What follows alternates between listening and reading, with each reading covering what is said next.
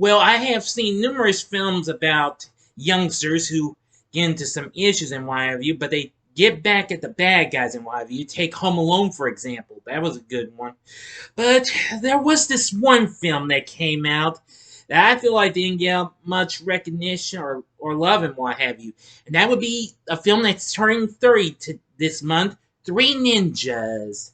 Here's my review of this cult classic. Big D's Entertainment Rankings and Reviews. So, greetings, my fellow YouTubers, and welcome to Big D's Entertainment Rankings and Reviews.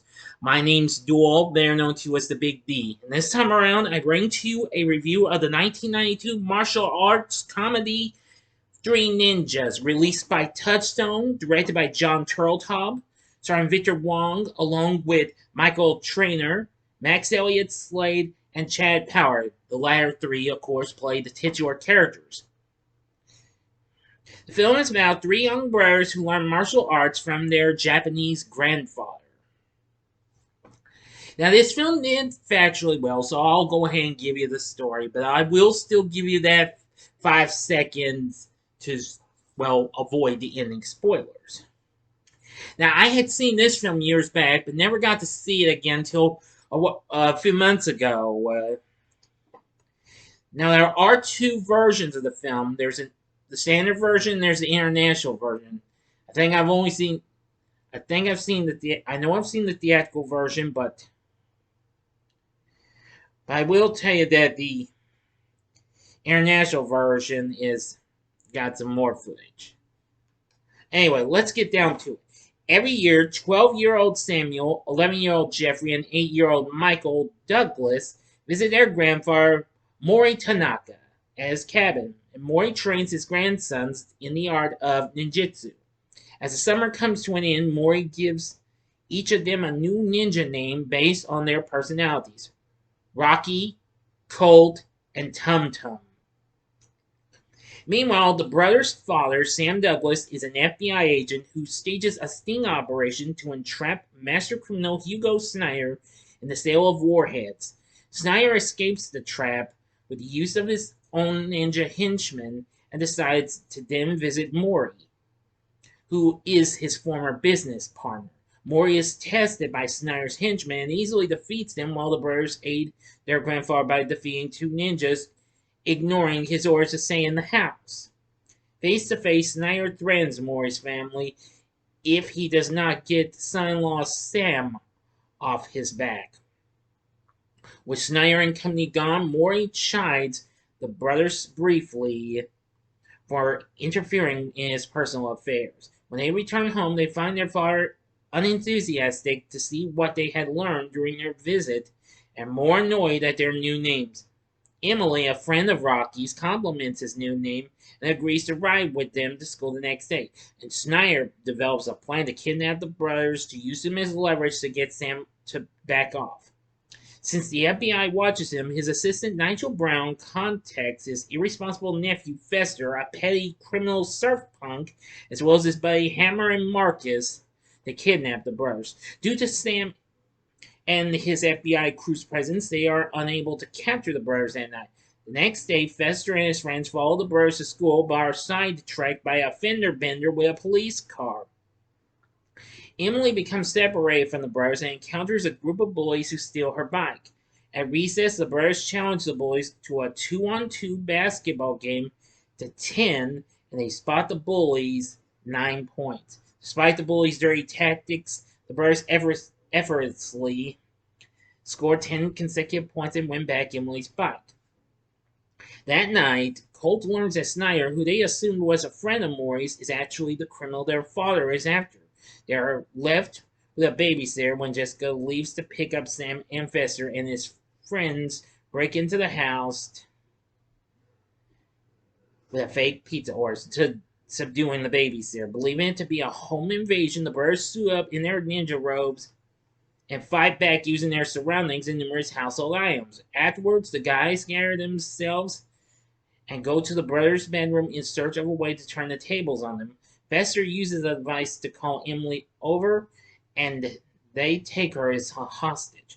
Due to an earlier trap, Hammer and Marcus run to the bathrooms sick to their stomachs since the boys put laxatives in their sodas, while Fester is defeated by Tum Tum and Emily. Hammer is subsequently defeated by Rocky and Colt, and Marcus by Tum Tum. After freeing the babysitter, the brothers are overpowered by Brown and Snyder's bodyguard Rushmore and are taken to Snyder's ship in the harbor. Okay, and now I'm going to do the ending and the final act. As always, you know the procedure. You have 5 seconds to stop this video. Go to the description box and fast forward to the time below. If you've seen this movie already, please continue. Thank you, and here we go.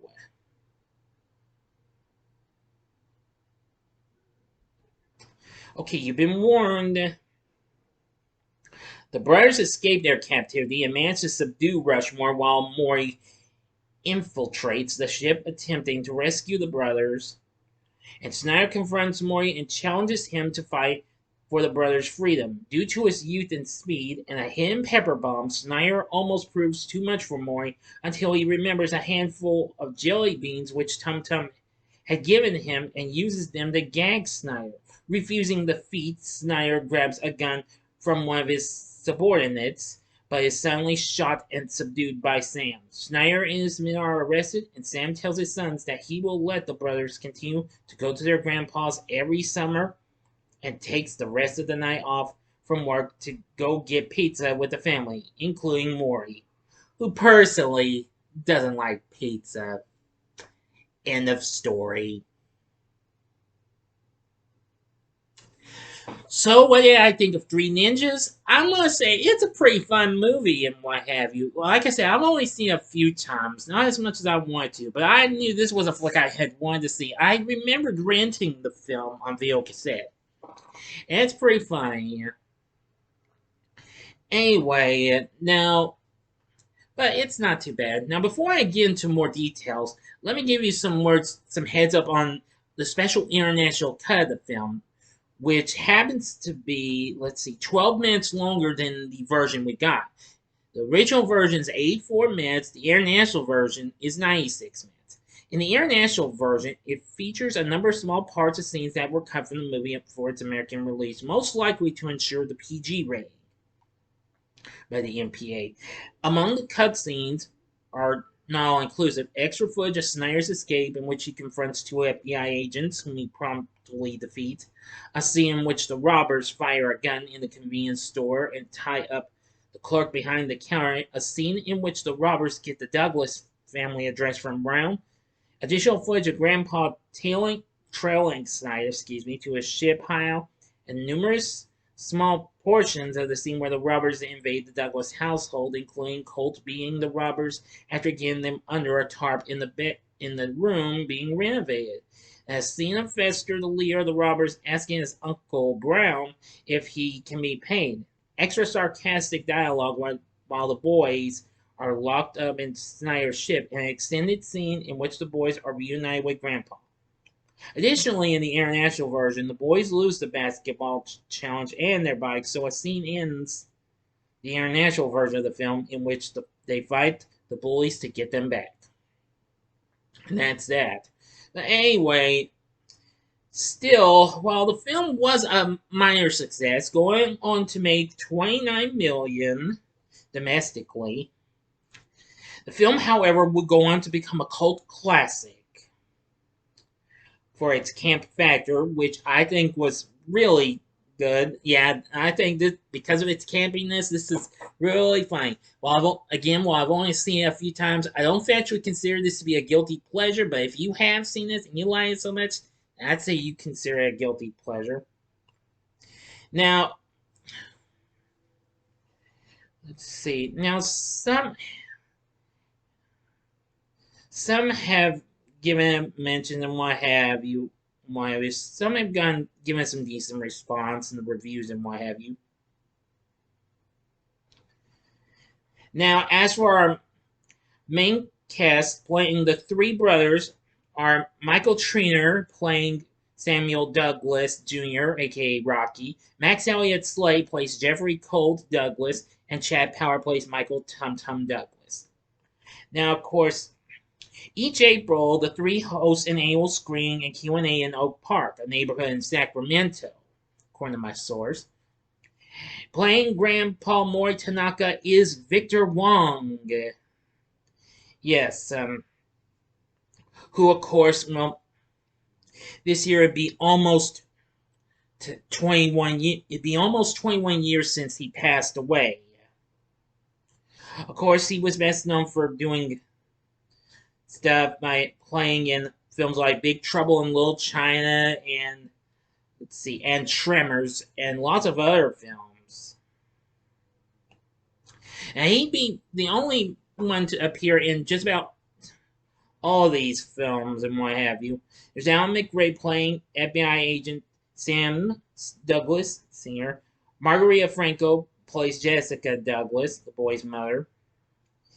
Rand Kingsley plays Hugo Snyder. Joel Sueto plays Mr. Brown. Professor Toru Tanaka plays Rushmore. Patrick Laboito, I'm sorry if I mispronounced it, played Fester. Race Nelson played Marcus. DJ Harder played Hammer, and Kate Sargent played Emily. Yeah, cast is not reasonable, and the score from Richard Marvin isn't too bad either. Overall, from what I've seen, Three Ninjas is kind of underrated, but it's still funny. If you're into some campy flicks and what have you in kids flicks, I'd say this might be worth maybe. As I'm going to ask, would I recommend it? So I'm going to say I'd say just to be on the safe side, give it a one-time watch. That's that. If this catches on with you, then check out more. Now after this, we're going to have 3 sequels, but unfortunately, they all were released under TriStar as soon as it was picked up by Sony, starting with Three Ninjas Kickback. Now, although the one that followed, Knuckle Up, was originally supposed to follow that, but they switched things around. And then they finished with another one, High Noon at Mega Mountain. But I'm not reviewing those yet. I'll save those for another time. But overall, I'd say give this a one-time watch. It does have campiness. It's got okay cast and some pretty funny action moments and what have you. I mean, if you're into stuff like Home Alone, maybe, or something like that, or maybe stuff like The Karate Kid, then this would be worth a watch. So, what are your thoughts on Three Ninjas? Please tell me in the comments section below. If you like this video, click the like button, subscribe to my channel, and be a part of the Big D Nation. Join me next time when I bring to you a review of Spy Kids 2, The Island of Lost Dreams.